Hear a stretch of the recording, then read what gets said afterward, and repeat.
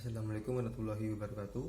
Saya Rian Agustino dengan NIM 211041188 dari manajemen D akan mereview sebuah film dari sebuah tokoh agama sekaligus penulis, yaitu Haji Abdul Malik Karim Amrullah atau biasa disebut dengan Buya Hamka.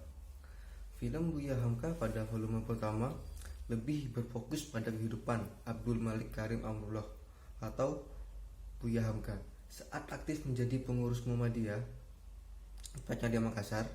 Selain itu, kita juga bisa melihat masa-masa Hamka sebagai pemimpin redaksi majalah Pedoman Masyarakat.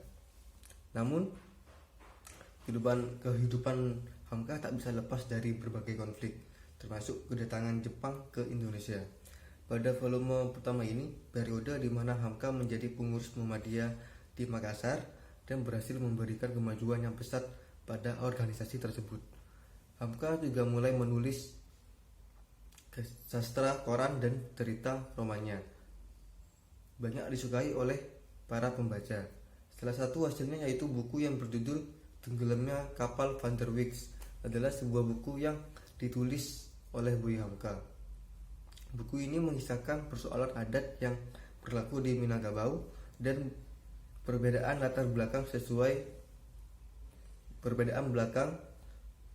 sosial yang menghalangi hubungan cinta sepasang kekasih hingga berakhir dengan kematian. Selanjutnya, Hamka dan keluarganya pindah ke Medan. Karena Hamka diangkat menjadi pemimpin redaksi majalah Pedoman Masyarakat, posisi ini membuat Hamka mulai berbenturan dengan pihak Jepang, sehingga harus ditutup karena dianggap berbahaya bagi pihak Jepang. Kehidupan keluarga Hamka pun terguncang ketika salah satu anak mereka meninggal karena sakit. Pada saat Hamka melakukan pendekatan pada pihak Jepang untuk membebaskan semua rakyat dan ulama agar bebas dari cengkeraman Jepang, tetapi Buya Hamka malah dianggap sebagai penjilat dan dimusuhi, sehingga Hamka diminta untuk mundur dari jabatannya sebagai pengurus Muhammadiyah.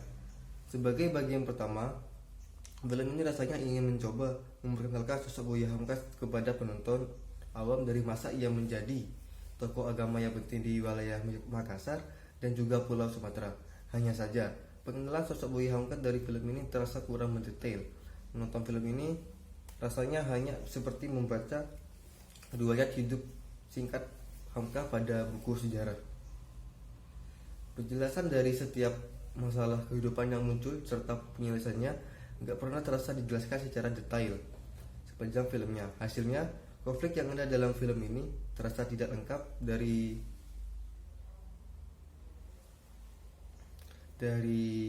satu masalah ke masalah yang lain tanpa adanya penjelasan lebih detail mengapa konflik bisa berakhir.